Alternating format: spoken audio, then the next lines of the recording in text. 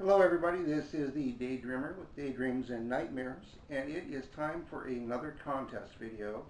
This one is going to be for Al's Horror Shop.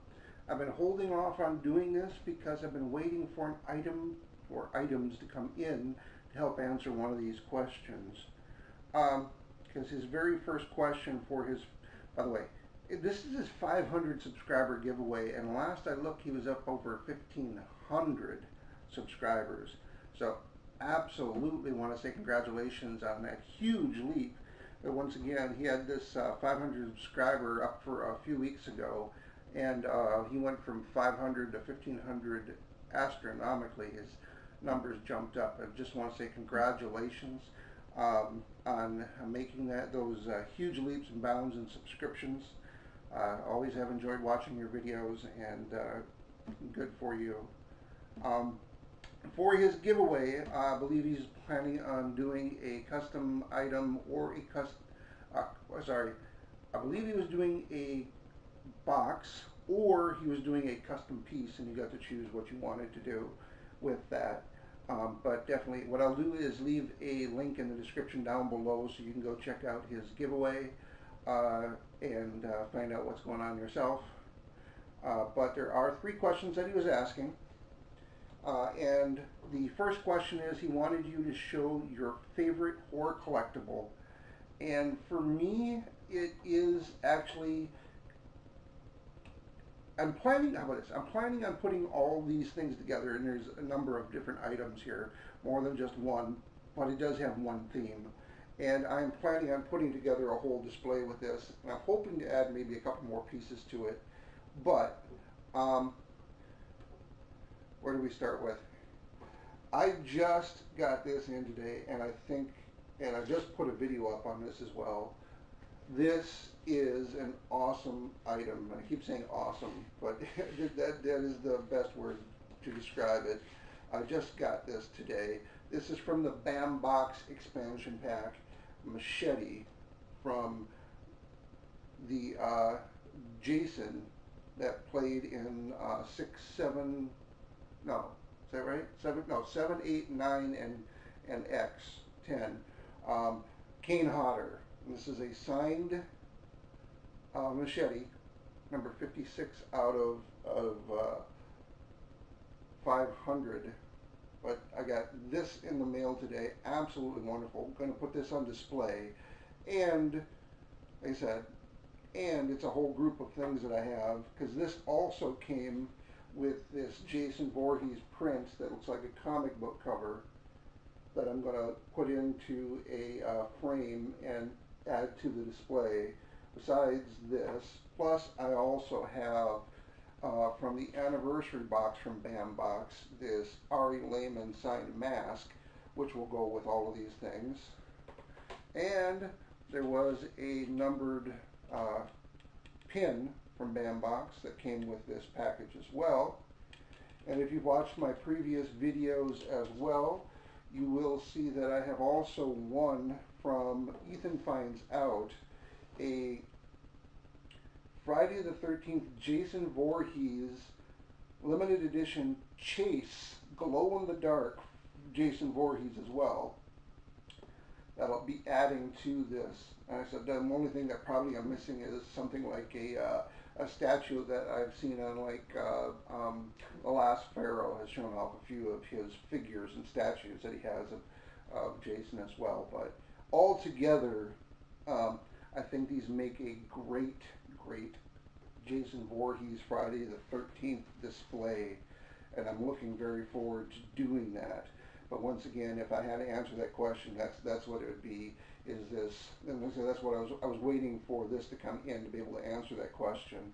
But that's what I'm planning on doing, is taking all these things together and making a display out of them, with the Kane Hodder machete, the mask, the print, and the Funko Pop that I have right now. So that is the answer to the first question. Now the second question, because he wants to get to know his subscribers better, he was asking, what is your dream job and what are the roadblocks to it? One of the things that I have not told, I don't think I've I've said ever on any of my videos is that I went to college. I have a college degree. I have a bachelor's degree. And that degree is in tech design and theater. That's performance theater. Basically, I am trained on all the technical aspects, building the sets, painting the sets, putting up the lights, doing the soundboards and light boards and things like that for theater productions. Or you could think of it more like in the film industry, you'd be the lights, the grips, the camera operators and things like that, in that perspective as well if you're talking about film. I'm the guy behind the scenes rather than the one in front of the camera. I'm the one backstage making things happen rather than being on stage acting. And that's what I went to school for, but that's not what I'm doing, and I have done very little with that since I left school. So ultimately at one point in time that was my dream job because that's what I was trying to do. But I tend to think of it as, in this respect, in the arts and even in the film industry, the independents and the smaller theaters, performance theaters in this country, you have to have a passion for what you're doing because you're not going to get paid to do it. And only those that are the best in their fields, they're the best cinematographers, they are the best designers, they are the best people at doing lighting and production design and things like that, whether it be in theater or film or anything like that, are the ones that are making the money and getting the jobs. And I have never been anywhere near being the best. I tend to think of myself as a jack of all trades. I know a lot of different things within those industries, but I am a master of none. So being a jack of all trades and master of none means I'll never get the real money paying jobs. And I realize that's a shortcoming that I have. A lot of people these days, in order for you to have a successful careers, you have to be a specialist. You have to focus on one area, and if you can, even on my channel here, I'm not focused.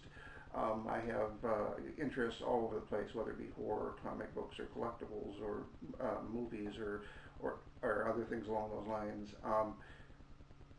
And the same thing goes. So those are the roadblocks with me, at least as far as doing what it was that I went to school to do. And I had changed my mind at one point in time, and I was actually supposed to go to grad school, which I never did. I was going to actually go, I flipped my career all around, and I was going to also go to grad school to go into recreation management. I had also been involved with a lot of rec programs while I was going to school, and enough so that I did almost leave with a minor in that, but had been approved to enter their rec management program, and I was looking at the possibility of also going into working for the National Park System, which is something I would really have enjoyed doing as well. And the problem there is I just had been in school so long and had already racked up enough debt that I basically pulled out of doing that, and to go back would be even more expensive now. It's always about the time, it's always about the money. But those are the roadblocks in respect of both as well. If I wanted to go further and get more education and more experience, whether it be in the recreation or in the theater, it's time and money. Those are always the roadblocks. Last question is, describe Al's Horror Shop's channel in 3 words.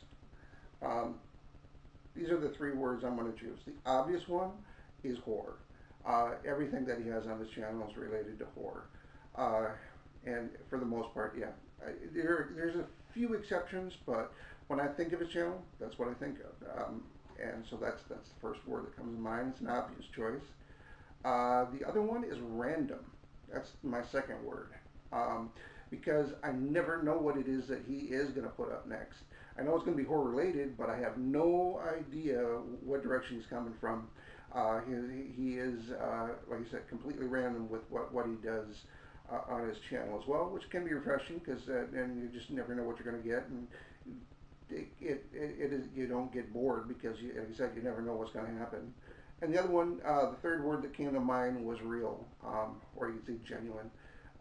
He isn't trying to BS anybody. He's just being himself, and you can see that, and he is being real. The channel is him sharing his passion and love for what he does. So it's something that I've enjoyed watching as well. So I hope that answers his questions. Once again, this is for his 500 subscriber contest. Still blows my mind that he's at over 1,500 already. Anyway, so definitely go check him out if you haven't already. If you're into horror on YouTube and you follow me, more than likely you're probably already subscribed to him. But if you're not, definitely go check him out. And once again, that link for that giveaway I will leave in the description down below. And thank you for watching.